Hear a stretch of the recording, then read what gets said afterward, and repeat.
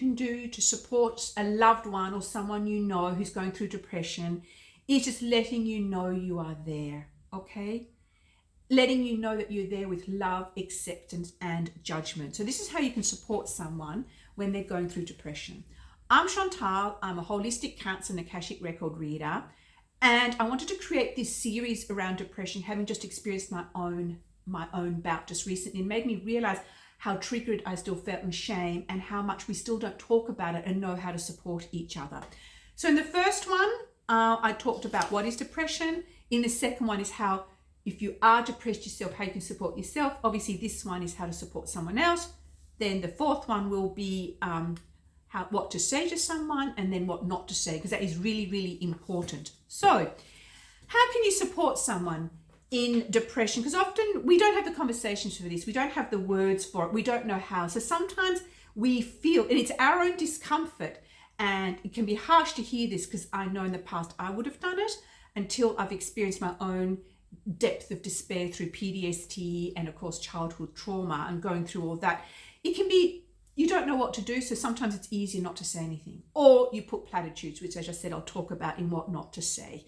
Or it might be easier to ghost because you are feeling uncomfortable. And I just recently went to a wonderful workshop on grief, so you can actually bring this into depression and into trauma and PTSDs.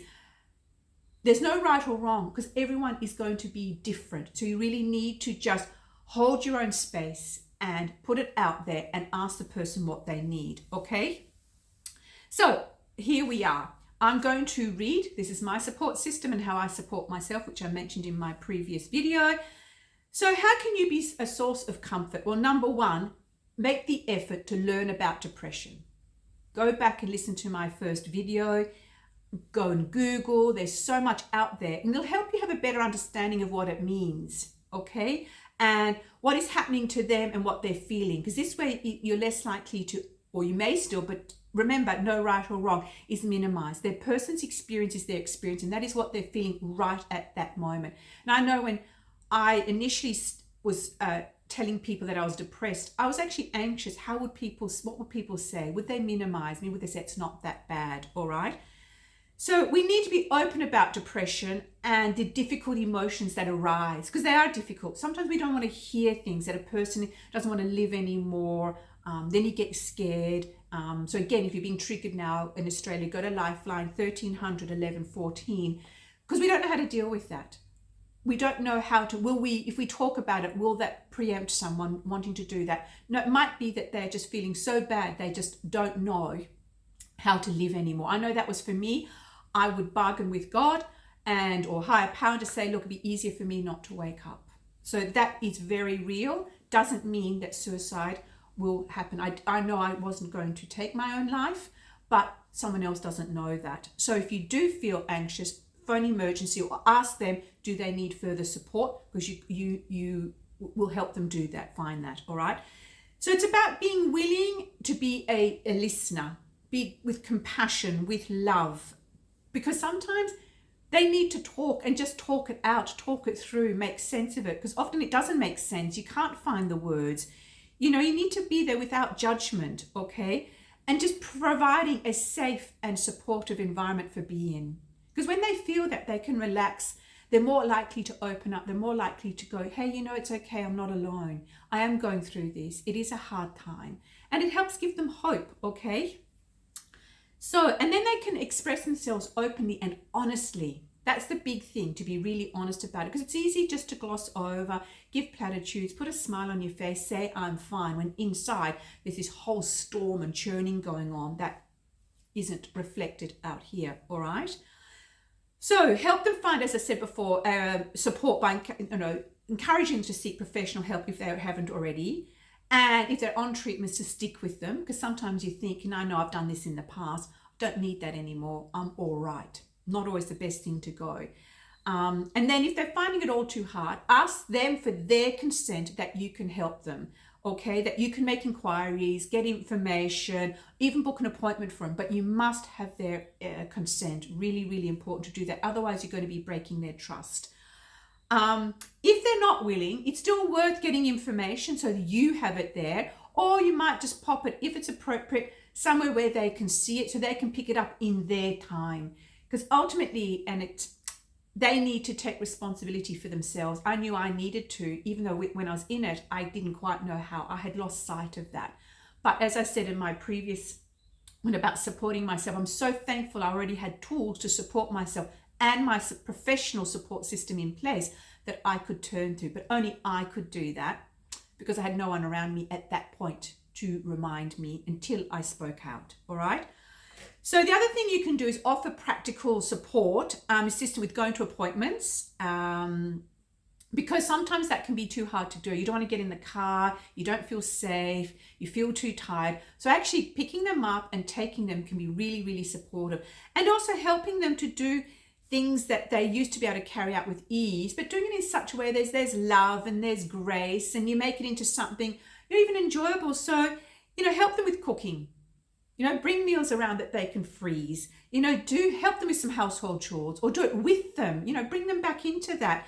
Do shopping, washing, ironing, because all these things can become way too hard. It just becomes, I can't be bothered. What is the point? Okay. And then you keep encouraging them to do it. So help them, encourage them, ask them, do you want me to remind you? Have you done it? Things like that. And even make it into something, I know it sounds odd, a game or play, or just something, hey, let's do this, or how's it going to make you feel? So bringing a little bit of that into the energy to help lift them up. But again, be mindful that you're not minimizing what they're experiencing, all right? So at that point also, encourage them still to keep looking after themselves. It is easy not to. It is easy to not maintain a healthy routine, such as eating well, doing exercise, getting enough sleep. All those sort of things can go out the window, okay? So just remind them, what are you doing to support yourself, to keep yourself healthy and well, okay? So be patient. This is really, really important. Be patient. Our lives are so busy and we want results now, and you want to rush things and have quick solutions. But recovering from something like depression, grief, trauma, PTSD, any of those takes time. It really does take time. And if you try and push someone, they are going to withdraw. I know I would withdraw, and they're not going to tell you, and which will actually make it even harder to come back out, okay? So allow them to take their own time. Make sure they're making progress, because there also comes a time when I'll be talking about how to care for yourself is you may need to walk away too. It's a fine line, all right? So keep supporting them. That shows that you care, and you care for them and their well-being, and that you're coming from your heart, really coming from your heart. Give positive reinforcement about who they are, because you do lose sight of that. Tell them how much they mean to you. Talk about the things that you used to do together that were fun, loving, kind, and thoughtful. All those things, support them to help them know they are loved, cared for, not alone. Keep offering reassurance when you do that. They're not alone, that you are there. And coming back to when you're giving positive reinforcement, celebrate those smallest steps that they've taken, because they won't see that as small.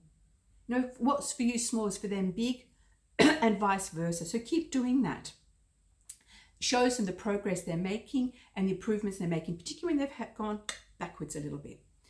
Keep in touch. So many ways now you can keep in touch. So ask them, how do they want that? I know for me, I didn't want phone calls, which is unusual because I chat, as you might know, and I love words, but I was too tired, too exhausted. So people just sent me Facebook messages, emails, WhatsApp messages that I could respond when I wanted to. And I made it clear to them that sometimes I wouldn't be able to do it straight away, and gave them permission. They asked, do you want me to follow up? Yes, please, when I couldn't. So again, takes the pressure on, and they don't feel they have to do anything, all right?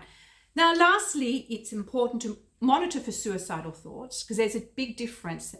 And if you feel that it's beyond you or it's more serious than you realize, seek immediate professional help or contact a crisis hotline, okay? So in Australia, as I mentioned, LifeLine 13 11 14, or call emergency if you feel they're going to act on it, and stay with them until help has come. Really, really important.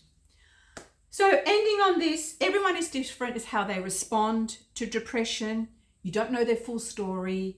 So be flexible with your support. Ask them, because sometimes we can feel rejected. Step away, look at what does it say more about you than them, and just find out what they need, not what you need, but also what they need, but what you are able to offer as well. You remember, give what you can offer too, so it becomes a two-way thing, all right?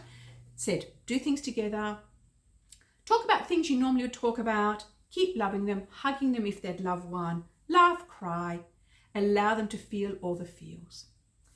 Thank you for watching. Please add anything, share with anyone, subscribe, get the notifications to receive the next view.